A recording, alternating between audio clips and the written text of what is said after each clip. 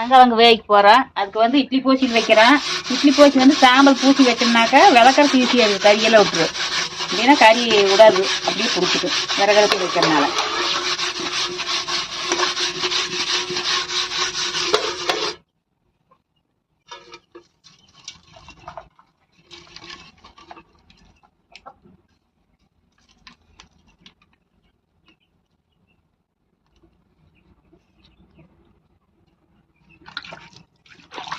சாம்பல் பூசி வச்சு நெருப்பு அடுப்பில் வச்சுக்கலாம்.